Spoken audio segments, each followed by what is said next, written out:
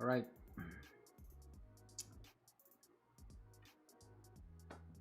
Okay. All right. Good evening. This is Clifford, and we are live. I guess we are live here in my YouTube channel, Clifford Enoch. So, for the longest time, or since when man ko nag live, I forgot. I already forgot. But in this episode, I'll be sharing the RA 9646, or the Real Estate Service Act of the Philippines, MINDMAP. This is updated for the year 2020. I made a quite a few or just one video regarding RA 9646 in a mind map. But right now I'm going to update it, no? Starting from the at the top and then until the end. Okay, so right now I am you know assessing myself before going live because I'm in the midst or in the battle of having an intense quiz and also a study, no. As you know, I'm studying law right now. So right now I'm going to share my screen, no, using this software right in front of me. So I'm going to show you my monitor, right? So this one. Okay, so this is the from the low pill project, RA 9646, but I'm going to show you. Actually, this is the text of all the uh,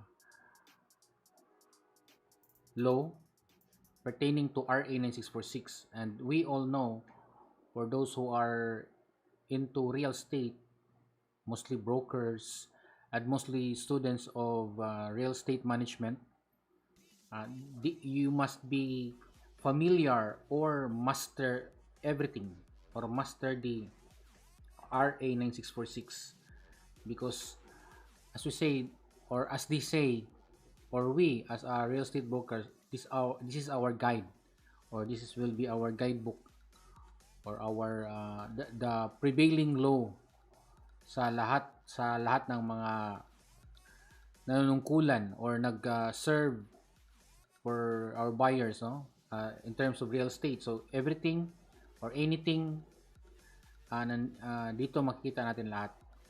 Okay, so guys, I'll be sharing now my mind map. All right.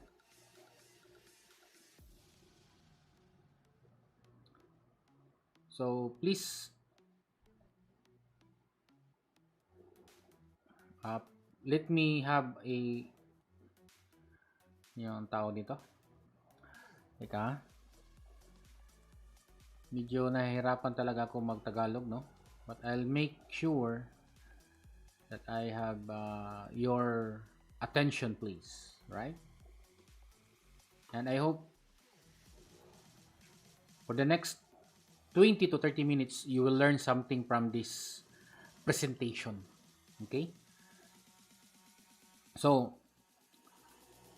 RA 9646, or Republic Act 9646, and its IRR, the implementing rules and regulations included within this presentation in this mind map.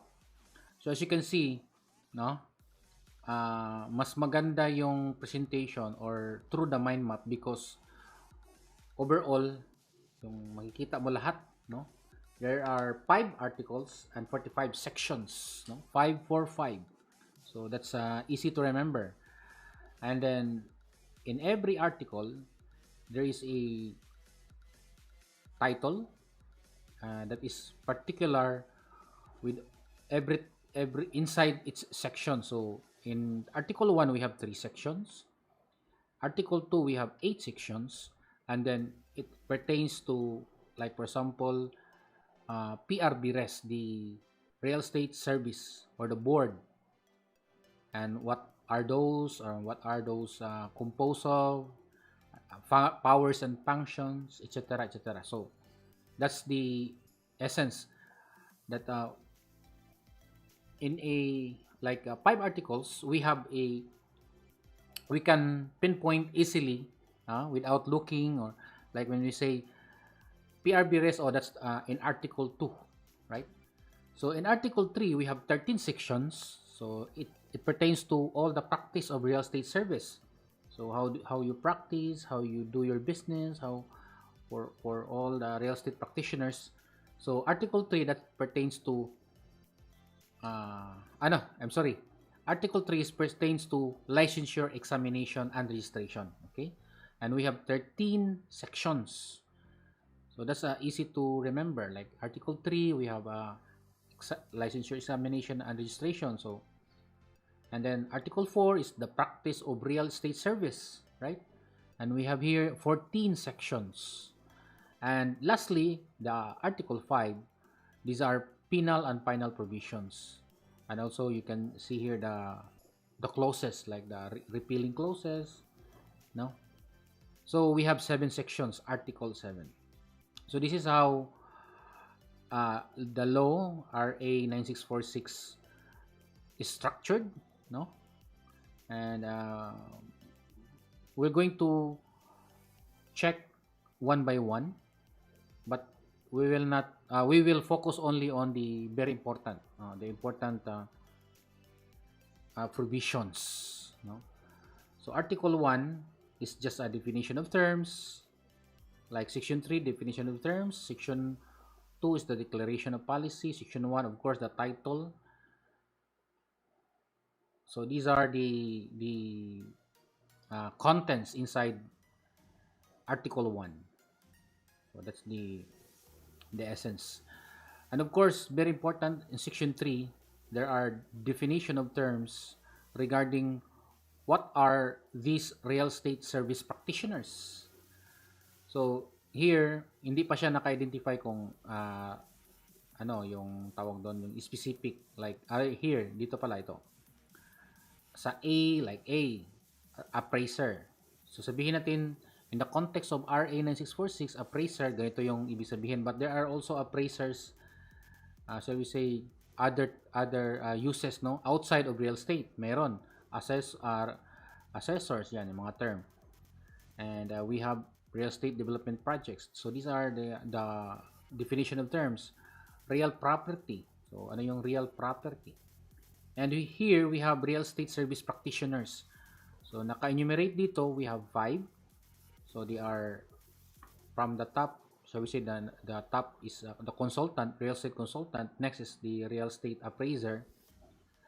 Third is real estate assessor. Fourth is real estate broker. And the fifth is the real estate salesperson. So from the bottom, so we say this is the bottom because this is there is a level. So we say real estate salesperson is level 5. Broker is level 6. And then we have now the real estate assessor 7 and up, 7, 8, 9, something like that. But there's a new proposal from the PRB res regarding the levels, and I'm sure you already or have take a look about all those levels. We have the professional real estate broker, something like that, and then there is a specialized for a particular field, like if you are commercial real estate or for residential lot, something like that. Okay, so enough with the definition. Let's go to article 2. So article 2 is more on professional regulatory board of real estate service. So here we will know regarding we have here 8 sections, and we will know each of them. Like section 4 is more on the creation, right? Creation and acquisition of the board. So this is very important. Like if you are taking a board exam for real estate broker, you should know that should have 4 members. Then also how many, shall we say, the majority, no? So here the PRB risk for the board The first board was organized. So this is the history, or the history. The first board was organized 6 months from the effectivity of this act. So that was January 2010, but delayed, and then they finally formed during induction ceremony last March 26, 2010. So that's the story, and it was held at the PRC main office. And of course, these are the composition of PRB res, the chairperson, 4 members. So right now we have 3 members. There is 1 vacant and 1 chairperson. What if we have only 2 members, or 2 members and 1 chairperson? So still majority, because they are 3 majority. So if, for example, there is only 1 member and 1 chairperson, that's no longer a composition, no? At least mayroong 2 members and 1 chairperson para 3 majority na siya. 3, tapos wala, 2 missing or empty. Right now, ang empty lang is 1. So, sino yung chairperson natin ngayon? Si Banaag? Yes. The chairperson, Banaag. And then we have the PRC. This is the nominees, so we'll not tackle that. And then in the IRR notes, so these are the IRR notes. The first board shall be organized within 6 months from the effectivity of RA 9646. So this should be organized, but as I've said before, it was delayed. So when the RA 9646 was became effective, no, that was what nandito yon, yung effectivity. July, wait ha, I'll check here. Effective is July 30, right? So it should be July, August, September, October, November, December, January. So January, but here no, it should be January, but then it was finally formed pag March. So February, March, so 2 months delay. Anyway, na-form pa rin finally, no? Alright, so tapos na tayo dyan for section 4.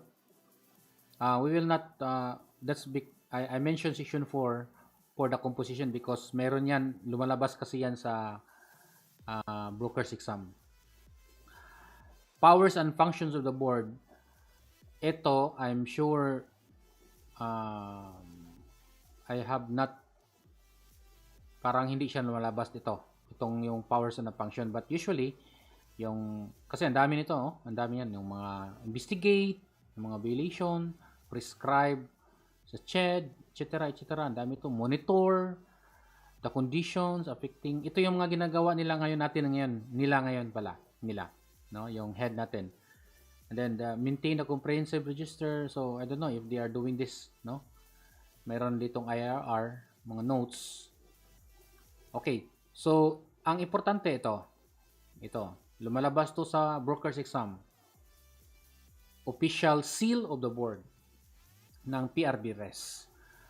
So take note, this seal is also the seal sa mga brokers. By the way, teka ha.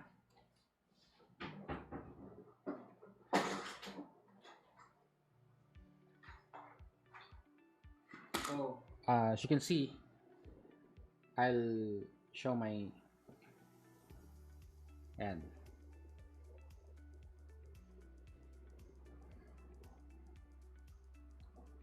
And as what our chairman said, or one of the members, na dapat broker should wear this one. So dapat I'll wear this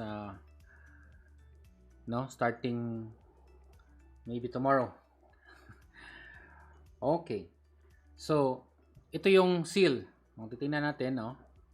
The same, yung broker will receive this type of seal, yung blue color. Yung sa appraiser is I think red, and then sa consultant is I'm not sure but this one is brokers, blue. Appraiser is red, or ang consultant, I don't know. Basta yun, mayroon siyang mga particular color. And again, let's analyze the board, the seal, the official seal of the board. So meron siyang ibig sabihin yan, at ito ay lalabas sa broker's exam. Ito, so like for example, land. Ano yung land? So maybe I'm going to highlight, no? Teka kung open ba tong ano ko. I don't know if no, it's not functioning. Naka-connect sa kabila. So land is represents real estate. So ito yung land. Structure. Teka, I'll open my pen. Pen, where's my pen? I'll open my writing pen para na I can pinpoint dyan sa dyan sa display or sa monitor. Dali ha. Hindi ko na makita yung pen ko. Where's my pen?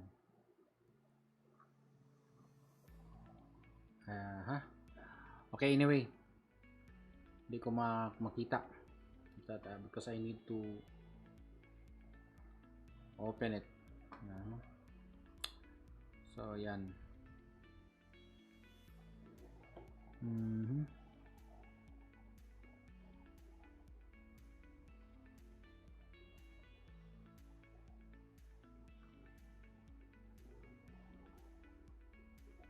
Okay, so guys, this is live, so that's why you cannot appreciate sometimes the presentation because of the way presenting through live, no, hindi siya yung recorded, not edited.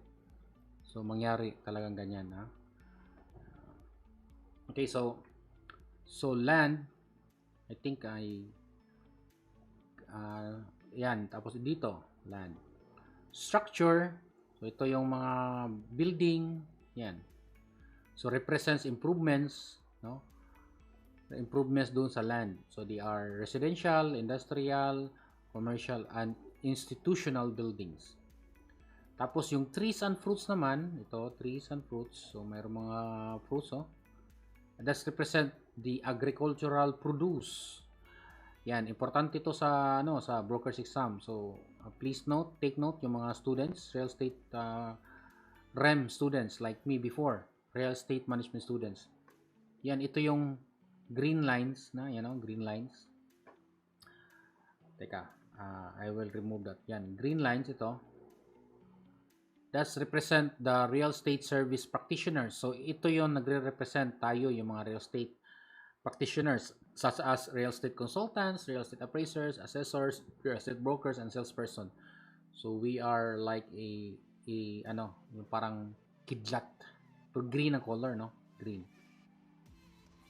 Next, red, white, blue, yellow represents the color of the Philippine flag. So kikita natin ay mga color dyan na red. Ito. Color na white, of course, itong white. And blue, so itong blue at saka yung dito sa gilid. Tsaka yellow, yung sa sun color, the represents of the Philippine flag. So importante kasi yan, lumabas to sa broker's exam. And then blue, color of service. So all the color blue na makita natin dyan, it represents the color of service. No, mahalaga yan. Green naman, the color ng green represents environment and ecology. Sun and rays, ito, sun tsaka rays, ito raised pala to, no. Kanina sinabi ko is 'di ba, kidlat. Tapos mayroong green lines. Ito green lines to, green lines din man to eh. Tsaka ito green lines din. That represents real estate service, no? But sun and rays represents life and light. sun and rays ito. Sun and light. Okay? So, itong green lines, pwede rin ito, o ito yung line ito. Diyan. Yan ang nagre-represent. Okay? And next, rising sun. Rising sun. Di ito. Yan, rising sun. Represents the vital role of the real estate service practitioner in social, political, economic development and progress of the Philippines. So napaka-importante ang real estate sa yung economic development ng Pilipinas. Okay. So yan yung official seal of the board and its meaning. Ito meron pang map of the Philippines. Yan. Okay, so yun ang importante diyan, no? Nag-adapt na sila. We already have this, so nag-adapt na yung PRB-RES with an official seal of the board. And then yan, mga CPE or CPD. So okay. So that's the role or the powers and functions of the board, section 5. So it's easy to remember. That's article 2, section 5. So section 6 naman, qualifications. Qualifications ng chairman at saka member ng board. So yan, yung mga importante to, okay? Yan, sa law namin, so it doesn't need to be natural born. Pwede na siyang, pagka sinasabing citizen, could be naturalized Filipino citizens, no? Yan. A holder of a bachelor's degree related to real estate. So right now, it's REM, Real Estate Management. Active licensed practitioner, dapat mga 10 years, no? Ito at least 10 years. Ito yung mga requirements, no, to become a chairperson and members of the board. Ano pa? Yan, mga bona fide good standing, no? Member of the faculty. Neither be a member, not a member of a faculty. Ito, lumalabas kasi ito again, sa broker's exam. Lalabas to. Good moral character. Walang tinatawag must not have been convicted by final judgment by a competent court, no, of a criminal offense involving moral turpitude. Okay, so that's section 6. Section 7 is the terms. So ito, lumalabas din to sa exam. 3 years, no, term of 3 years from the date of appointment. And then ito, lumalabas to sa broker's exam. Members of the first appointed board, ito yung unang na-appoint ng board. One member as chairperson to serve 3 years. Ang dalawang member to serve 2 years. Ang the other 2 serve siya 1 year. Yan yung members of the first appointed board. And then the chairperson and the members of the board will be reappointed for the second term, but hindi siya continuous for more than 6 years. So pwedeng 2 terms pero hindi siya mo lalabas or more than 6 years. So kung ano yung vacant filled by the unexpired portion, ito lalabas to. Make sure to memorize. Yan. Lalabas yan sa broker's exam. Okay, next. No? Section 8. Compensation. Ito, wala na to. Hindi ito lalabas. Regarding dito, yung mga PRC personnel or part na sa PRC, ano yan siya? They are bound with the law RA, yung mga officials RA, yan, basta nandyan yan yung patas yan. I forgot the RA. Okay, so section 9, removal of the chairperson. Ito yung mga removal, kung mayroon siyang mga sinatawag na offenses or yan, masuspended. Ito, lalabas din to sa exam. Okay? Neglect of duty, abuse of power, yan, incompetence. No? Kung ito incompetence, so we don't know how to quantify incompetence, no? Unprofessional, yan. Dishonorable conduct, yan. So and then number 7, final judgment. Okay. Right? So, yan yun. Mayroong ditong IIR. Note, the chairperson or any member of the board may be suspended or removed upon the recommendation of the commission after due notice. So, yan yung mga fouling, yung mga grounds yung na-mention ko kanina. Okay. So, yun yung meron kasi yung previously or not specific to the person, pero meron kasi yung claim more regarding doon sa mga hindi natupad na ipagpatupad sa PRB RES regarding doon sa mga provisions nung dati. And I don't know. But right now they are doing no yung ngayon maraming ginagawa. Very good, very good. Section 10. Supervision of the board and PRC commission. Okay, so ito basta yung remember that kung ano yung kung PRC they are called the commission, and then the PRBRES they are called the board, the state board. Okay, so yan.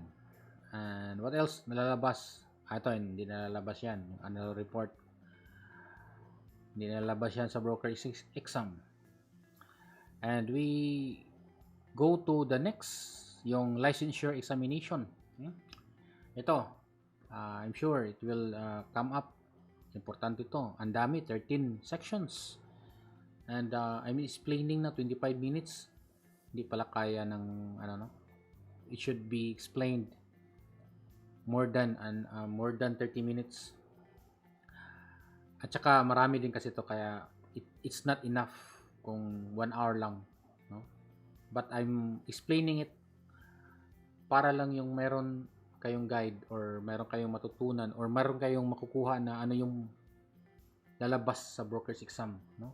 Ito, licensure examination. Wala dyan, wala. Ito, scope of examination. Yan. So, ito yon, lalabas talaga to, no? Lalabas to. For real estate broker, ito yung mga dapat malaman. Ito yung mga subjects, no? Ito before, kinukuha ko itong mga subjects na to when I was studying in real estate management. We have these subjects, lahat. Property laws, development and zoning, no? Ecology, yan. I don't know, people are hate. I don't know if they hate ecology. Okay, so okay na yung brokers is for appraisers. Ito, valuation. Ang nakaganda kasi sa nag-aaral ka, you can also take appraiser, no? Meron to. I already have this subject before. Ito lalabas sa brokers exam yung ano yung mga exam na under nung sa appraiser. Ang I remember dito yung sa consultant, mayroong part dito na I forgot. So yan, mga consulting for specific engagement, land management system and real property laws. And then ito, fundamentals of real estate consulting, standard ethics. Yan yung 8. So importante yan, no? For brokers exam, for those who are taking brokers exam this year 2020 or next year siguro, no? Section 13. So that's very important, yung scope of examination. 14 naman, qualification sa applicant. Ito dapat Pilipino or citizen, tapos before sa REM, holder of degree from the state, but right now REM na, no? Real estate management. Tapos good moral character. Yan mga importante yan. That's a given that is important for in broker's exam na kailangan malaman natin. Okay? And section 15, ratings. Ito 75% sa lahat ng subjects with no rating below 50% in any subject. So yan, dapat alam natin yan. But lalabas yun sa exam pala. Lalabas sa broker's exam. Ito, sa release ng exam, hindi ito lalabas. Kasi itong 10 days, minsan 1 week lang, 7 days, lalabas na. Hindi yun lalabas sa broker's exam yung days. Ito, yan. Regarding sa mga CPE program, before kasi 120 units, mayroong 12 units, ngayon mayroong 3 units. So, I don't know that will, kung lalabas ba yan sa broker's exam yung mga CPE na yan. So, the board shall not register and issue a certificate of registration for any successful yan. Hindi siya issue sila pagka meron kang ganito, convicted, or guilty, or psychologically unfit. No? So, kawawa kung psychologically unfit. Okay, so hindi siya mag-register, no? Refuse to register. So, we have a lot to cover, no? I'll continue, no? Kahit na 30 minutes, more than 30 minutes. Anyway, I'll continue. So, section 19 is revocation, suspension. Ito yung mga, if you have merong mga issues, yung mga notice, no? So, the board will have revocation or suspension sa certificate of registration at saka yung ID, tsaka cancellation sa special permit or temporary permit. Yung mga iba na mayroong permit, yung temporary permit. Okay, so ano pa? Ito, ang dahilan or the reason is itong 1, 2, 3, 4, 5. So ito, unprofessional or malpractice, yan yung mga engaging in practice for one suspension, procurement, allowing unqualified. Yan, importante yan sa broker's exam. Okay, so yun yung ma-revoke sa notes yan. What else? 20 na tayo, Article 3, Section 20. Ito naman yung sa without examination. Yung before ng 9646, yung mga tao doon. Before ba? Yung grandfather clause. Ito. So, walang examination. So, ito yung mga grandfather clause. Lalabas din to sa exam. Itong MO 39, no? Just take note. Take note of this, MO 39. Tsaka yung mga requirements, but lalabas talaga yan. Kasali yan sa history. That's history sa Pilipinas, sa ating real estate in the Philippines. What else? No? IRR notes. Ito yung IRR notes. An applicant for registration without examination must submit the following documents. So, ang daming hinihingi na document. Dami. No? In BI, DTI. By the way, guys, if you want to have a copy for this, let me know through comment. Kung maraming mag-request, I'll share a PDF copy siguro nito, no? I'll make a PDF at tapos give a link through Google Drive siguro, ganyan. Okay? And the section 20, section 21. Ito naman is reinstatement or reissuance ng mga or replacement kung nawala or something like na-revoke tapos na-restore, yung mga ganyan. So, nandito yan, section 21, no? Na-expired and then blah blah blah. Okay. So, that's section 21. Section 22, roster of real estate practitioners. So, ito yung dapat na mayroong record ang board. So, mayroong mga names.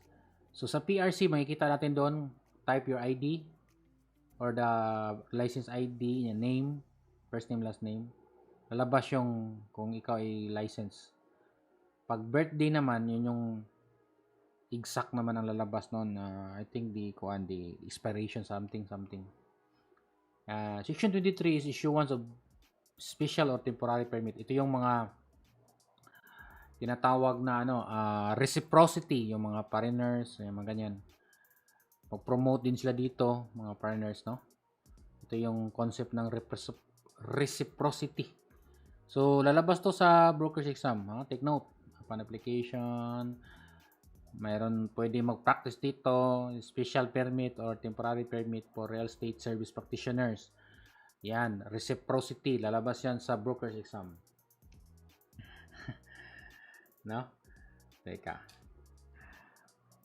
So, 23, ito na tayo, 24. Yan, parang reciprocity pala. Dito pala section 23. Related dun sa section 23, no? Section 24. Ito yon. Okay. So, paano mo ma-memorize? Madali lang. Nasa Article 3 yan, under licensure examination. And ito na tayo sa practice. 14 sections. Ang haba. No?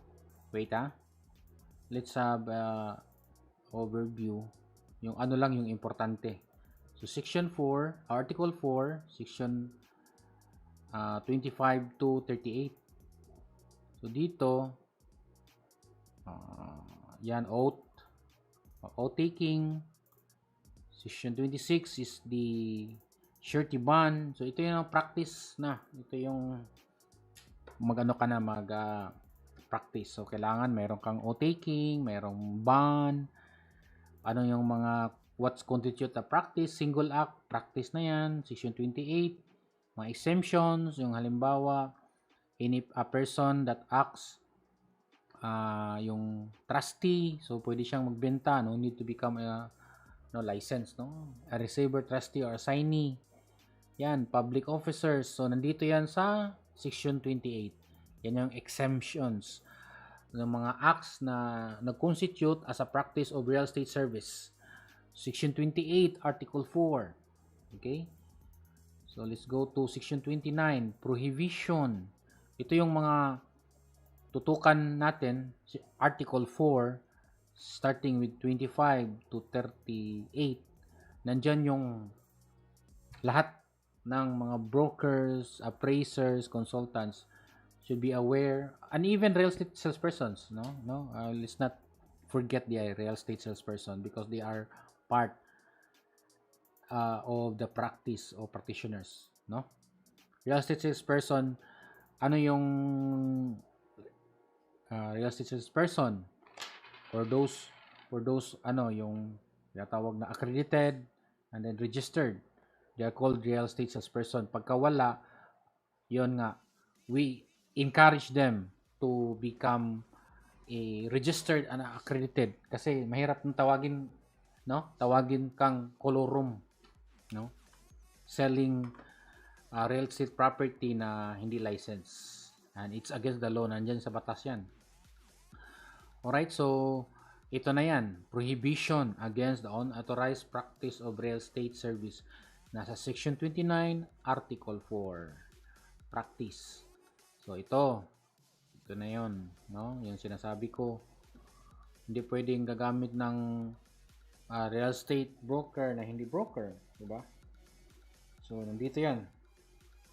Section 29, Section 30, positions in government. So yung lahat ng mga appraisers or assessors, no, before this law, kailangan na mag-ano sila, tawag doon, license assessor. Okay, so ito yon. Section 30. Section 31, supervision ng mga salesperson. So, wala silang exam, but they should be accredited sa board. Ang qualifications lang is at least 2 years in college and have undergone training and seminars in brokerage. So, madali lang qualifications, no? But sometimes yung iba ang hirap mag fulfill or ng training, gusto benta. Dapat you should not take for granted lang yung mga seminars, okay, and trainings. Real estate person shall be under direct supervision. So, ang mga salesperson, hindi sila pwede yung signatories ng mga agreement, mga transaction. So, it should be under the supervision sa broker. Yan,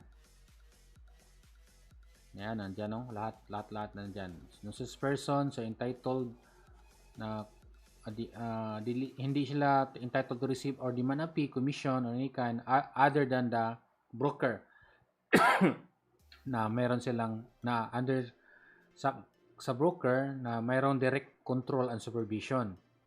So, mangyari dyan, if the salesperson is under the employ of a broker, so ang broker na bibigay doon sa agent.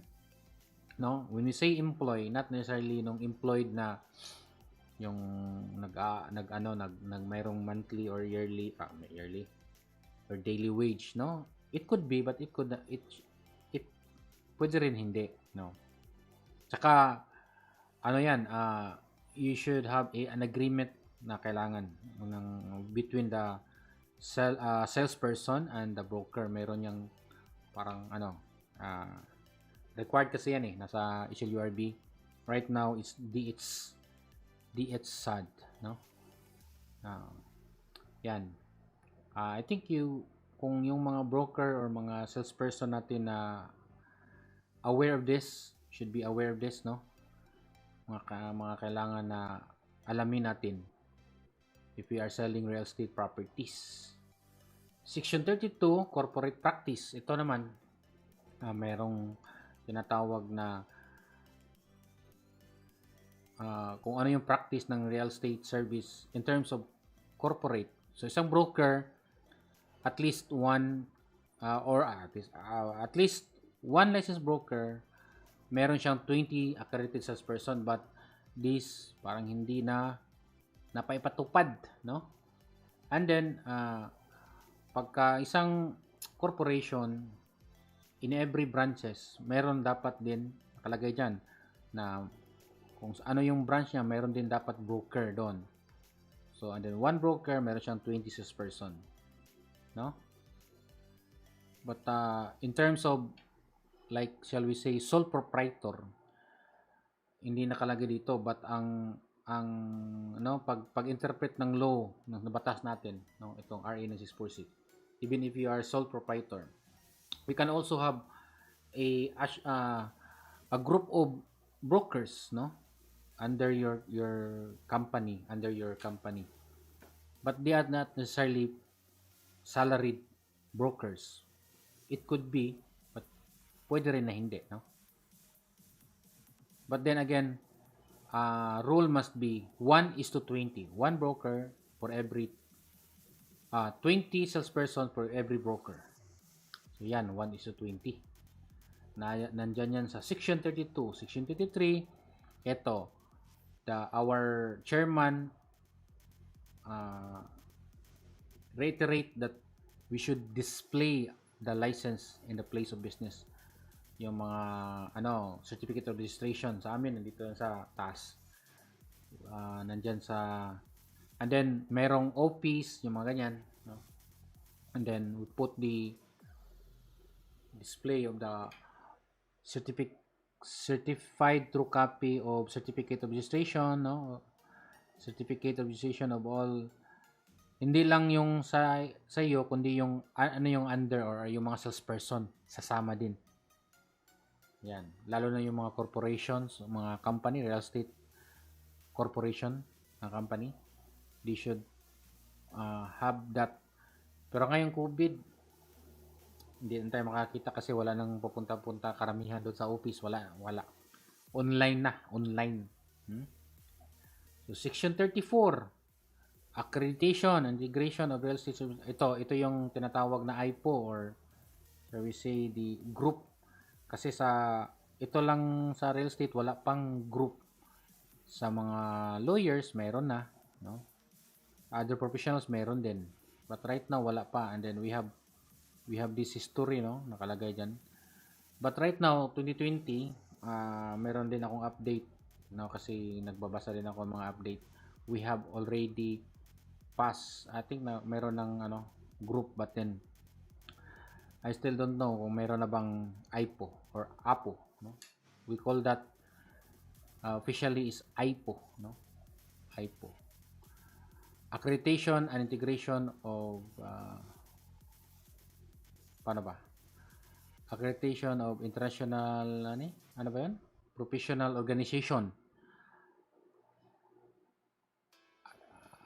Accreditation and integration of professional organizations. Yan, lalabas yan sa broker system. HIPO. No? Others, they call it APO. Association of Professional Organization. Ito, Section 35 is the Code of Ethics. No? Ito, lalabas talaga to sa exam. Ito, Article 1. Yan, Article 2. The General Provision and Declaration. Yan, lalabas yan sa broker's exam. Ito, lalabas to. The golden rule which reads, do unto others as you would have them do unto you, shall be observed in all the dealings and relations of the practitioners with clients, fellow practitioners, the organization to which they belong, and the public. Kana, yan, lalabas yan. Section Article 3, the practitioner shall govern the following professional rules of conduct. No? Ito, lalabas to. But, kahit na you don't need to memorize, no? Don't memorize everything kung ano yung conduct or section, kung ano yung gagawin mo to the government. So yung government pay taxes, yan importante. To the public naman is to ang tawag dito ito, social responsibility, full disclosure, no? Yung tamang paglagay ng mga advertisement. So client naman, yung client mo, of course, yung pagbibigay ng tamang standard professional fee, shall not accept professional fee or valuation from any party except his or her client unless with the full knowledge and consent, yung mga ganyan. Lalabas to sa exam, sa broker's exam. To the fellow practitioners, kung ako, yung the other brokers, kung ito yung yung ethics, yung code of ethics is yan, you should have a proper, ito lalabas talaga to sa broker's exam, Alam natin yan, dapat. Practitioner shall willingly share, contribute, write articles. Ito, this is what I do. I'm a broker, and then probably mayroong broker na watch or view this video live or not live, no? Share, contribute, anything, no? For the imparting knowledge, technical training, experience, studies, research, no? Without prejudice to classified or confidential information from client, no? So wala namang mga confidential information dito. This is public knowledge, no? Public information. Nandito yung batas natin, RE 646. So yan. Okay, I will not tackle everything. Section 5, the APO. Yan, Accredited Integrated Professional Organization. So ito yung sa Code of Ethics. Okay, so that's our Article 3 sa Code of Ethics. Specific duties. Dami pala. So yan. Regarding Code of Ethics of the real estate professionals, real estate practitioners, at least nababasa natin to, mga Code of Ethics, no? Okay. And then effectivity. Yan. Okay. So that's section 35. So nandyan yung Code of Ethics 36. So ilan na ba tayo? 48 minutes. Ito naman yung sa CPE or CPD, no? CPD na. So nagbabago ang yung units ngayon. Mayroong 3 units na lang yata. I don't know. 6 units or 12 units. Okay, so please take note, be updated sa mga CPE. So nandiyan, no, section 36. CPE or CPD, enforcement assistance to the board. Hindi nakagaano yan. Section 38, indication of certificate of registration. Ito siya regarding sa real estate advertisement, and then or your calling card. And then you indicate your ID number, PTR number, the expiration, the receipt number, the issuance, etc. etc. The same with the lawyers, yung meron silang MCLE, no? Meron ganyan. And then kita rin sa online pag search mo, just like all the lawyers. Kaya makikita mo mayroong kang kakilalang lawyer, sabihin niya lawyer siya. So you can type his name, no? First name, last name, lalabas doon sa website kung ano yung ID number niya, tsaka yung kailan, anong year, yung mga ganyan. And the same with us sa real estate practitioners, mayroon diyan sa PRC. And it should be, nandiyan sa batas natin, that it should be dapat, on board meron dapat. Pero I don't know kung that PRC is enough. Baka yung sa PRC din, doon na binibase, but mas maganda talaga kung sa board mismo, no? Meron din iba talaga yung sa board. Okay, so lastly, tapos na tayo sa article 4, 1, 2, 3, haba-haba, no?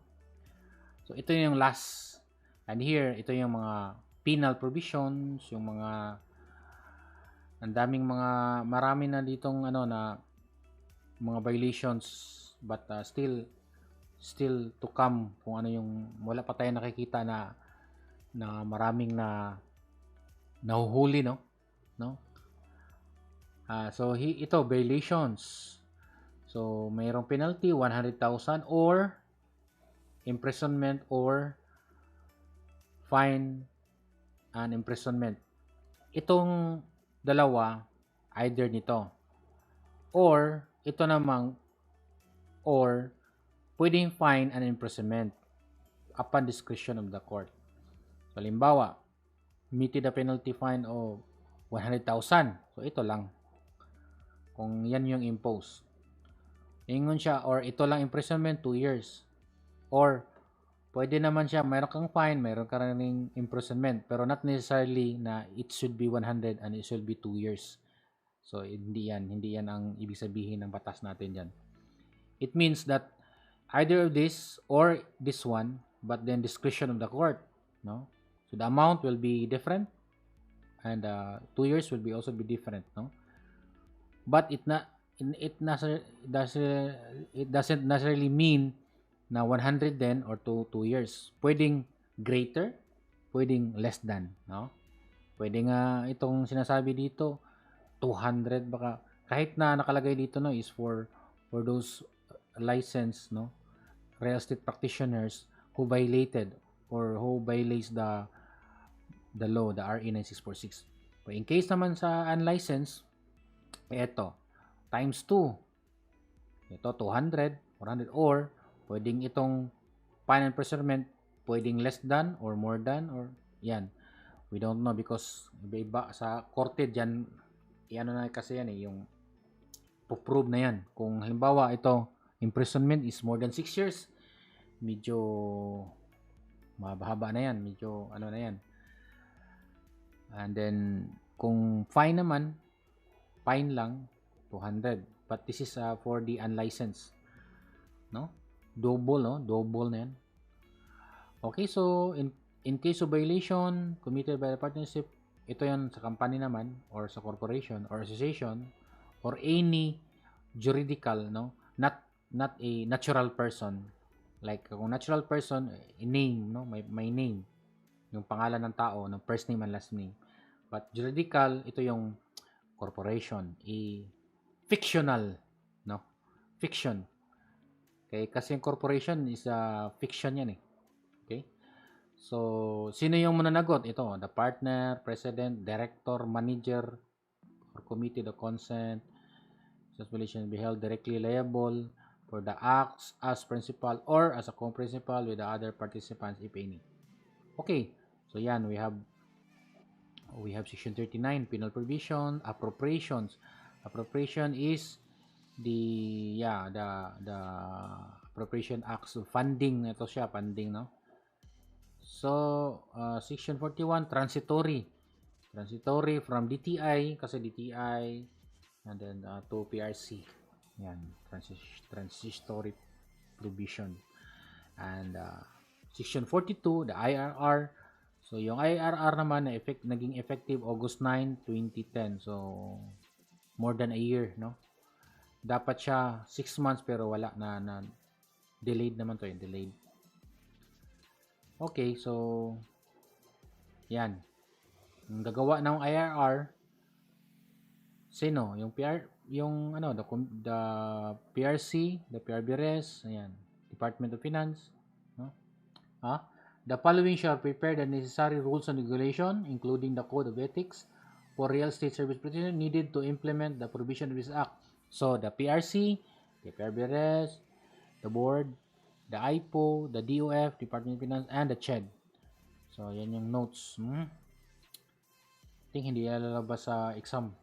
Section 43, separability clause. Ito, lumabas sa ano namin, legal writing. Ano? Statutory construction pala. So we have this separability clause. Yan. Repealing clause. Lalabas yan sa sa aming statutory construction. Section 44. Repealing clause. Repealing clause, 371 and 3969 section.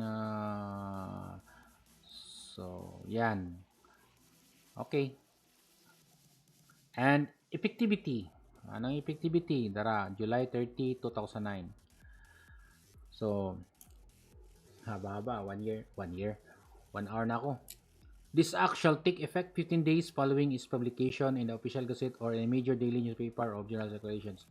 So, ang batas kasi meron niyang not necessarily na nakaslagay kasi dito, depende yan sa construction doon sa effectivity. Halimbawa, sinasabi dito na take effect after its publication kasi yung publication is requirement, prerequisite na may effective. Halimbawa, nakalagay dito is na-approve siya January 29, may perma, ganyan. So, na-publish siya pag July 15. Pero kasi yung effectivity niya expressly states here na mag-take effect siya following its publication. So, July 15, that's day 1, day 6, July 16 yung 1, 15 yung ka-30, July 30. So, yan ang nangyari, July 30, 2009. It's not July 31, no? Kasi nakalagay dito is 15 days following its publication. So, pag-publish ng July 15, count na start siya, 16, 1 na yan. So, after sa 30, pag-count ka ng July 30, that's 15 days na. So, it became effective pag July 30. So that's why it's July 30. And then it's published on a daily or the newspaper of general circulation. Itong Inquirer. Took effect 15 days following its publication. Meron din sinasabi kasi dyan, took effect immediately. So, pinag-studyhan namin yan sa sa Persons and Family, no? Sa EO 2200 regarding the effectivity. O yung tatlo yan kasi yung binibase yan sa effectivity, no? Okay. So, ang RA 9646 or the RESA or the real estate service is the 44th profession under control of the PRC. Dati, DTI. So, ang control na ngayon is ang PRC na. Okay, so, I'll be back with my main screen. Daghang salamat sa daghang salamat. Maraming salamat. Thank you very much for watching. And this is Clifford Enoch, licensed real estate broker. And at the same time, currently studying law in University of San Jose, Recoletos, no? Year 1 or JD1, Juris Doctor 1. So, this video, kung meron kayo natutunan, please like and share or subscribe pala. Subscribe. Mas maganda, subscribe. And then, at the same time,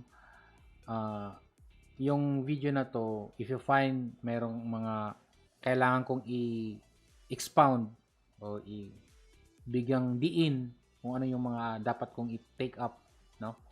Let me know. And then, kung merong mga dapat na i-clarify ko because sometimes, I'm not perfect. Sometimes yung pagsasalita, it's not proper way of conveying the words na proper. And I'm inspired by our teacher, uh, or for all the long line of teachers, especially professors, no, in law, that that inspired me to become or to also teach, to inspire others, no. And I love doing this video, doing something na uh, kasi yung pag dito lang nalalaman ko lang, then I'm not sharing it, it will be nothing. Kaya mas maganda I'll be doing live before ha, pero ngayon hindi na kasi I'm studying. Ang hirap minsan to study law kasi you are focusing lalo na constitution, and you should master constitution. And probably I'm going to encourage also, if you are still watching right now, no, at this very end, mag 1 hour na ako. 1 hour na ako nag-explain dito. That in everything that we do, like sa akin ay study law, ito yung na-focus ko ngayon, but previously I'm dealing or immersing in studying Python, artificial intelligence, no, computer programming kasi yan. But then I see to it that I need to finish this law school for 4 years. So 1 year, maybe 2023, graduate, and then take bar 2024. No, 2024 graduate, 2025 mo take. And then after that, I will continue with my another passion, like studying artificial intelligence and programming, bioprogramming. Okay? So yun lang, and I hope you continue subscribing to Clifford Enoch. Okay? And thank you. Dahil salamat.